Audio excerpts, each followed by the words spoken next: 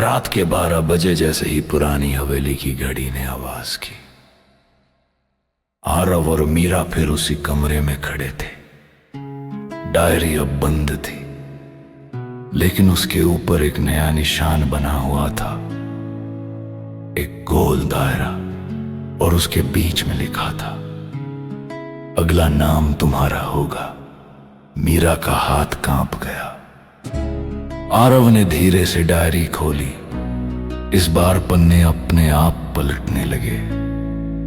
एक पन्ने पर लिखा था, चांदीपुर की सच्चाई जमीन के नीचे दफन है, और जिसने उसे जगाया वो अब बच नहीं सकता।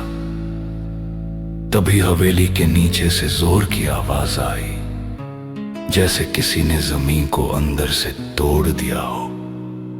फर्श पर दरार पड़ गई। नीचे से ठंडी हवा और मिट्टी की गंध आने लगी। आरव ने टॉर्च जलाई। दरार के नीचे पुरानी सीढ़ियां दिखाई दी, जो गहरे अंधेरे में उतर रही थी। मीरा ने धीमी आवाज में कहा, डायरी में लिखा था, सच्चाई नीचे है। जैसे ही दोनों सीढ़ियां उतरने लगे, ऊपर का दरवाजा जोर से बंद हो गया। अब वापस जाने का कोई रास्ता नहीं था। सीढ़ियों के अंत में एक बड़ा कमरा था। बीच में मिट्टी का एक चबूतरा, और उस पर लिखा था, यहीं से सब शुरू हुआ था 12 साल पहले। अचानक पीछे से किसी बच्चे की हंसी सुनाई दी। तुम देर से आए, मैं इंतजार कर रहा था।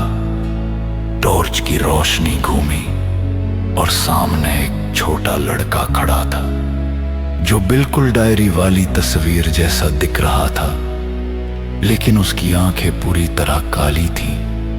क्लिफहैंगर लाइन। चांदीपुर की कहानी सिर्फ एक हवेली की नहीं, ये बदला है जो हर 12 साल बाद लौटता है। छोटा लड़का धीरे धीरे आरव की तरफ बढ़ा। उसकी काली आंखें टॉर्च की रोशनी में चमक रही थीं। मीरा ने फुसफुसाकर कहा, ये वही है, डायरी वाला बच्चा। लड़के ने मुस्कुराते हुए कहा, 12 साल पहले तुम यहां आए थे। आरव चौंक गया। मैं तो कभी चांदीपुर नहीं आया। लड़का हंस पड़ा। याददाश्त मिटा दी गई थी, लेकिन सच नहीं मिटता। अचानक आरव के सिर में तेज दर्द शुरू हो गया। आंखों के सामने अजीब दृश्य घूमने लगे। 12 साल पहले एक कार, तेज बारिश, और यही हवेली। एक आदमी चिल्ला रहा था, दरवाजा मत खोलो। लेकिन छोटा आरव डर के मारे अंदर भाग गया था। मीरा ने उसे संभाला। आरव, तुम्हें क्या दिख रहा है? आरव कांपती आवाज में बोला, मैं यहां पहले आ चुका हूं। लड़का बिल्कुल पास खड़ा था। तुमने मुझे नीचे बंद किया था। कमरे की मिट्टी अपने आप हिलने लगी। चबूतरे के नीचे से जंजीरों की आवाज आने लगी। लड़के की आवाज बदल गई। अब वो मासूम नहीं थी। तुम भाग गए, लेकिन मुझे यहां सड़ने के लिए छोड़ दिया। अचानक जमीन फट गई और नीचे एक पुरानी लोहे की कोठरी दिखाई दी। उसमें एक कंकाल पड़ा था, जिसके गले में वही लॉकेट था जो अभी आरव के गले में था। मीरा पीछे हट गई। आरव ने कांपते हुए लॉकेट को छुआ, और तभी लड़का चीखा, अब तुम्हारी बारी है।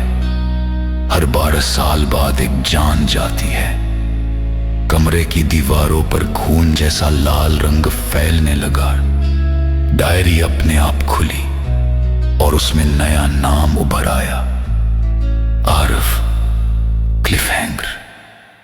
क्या आरव सच में इस रहस्य का हिस्सा था, या कोई और उसे फंसा रहा है?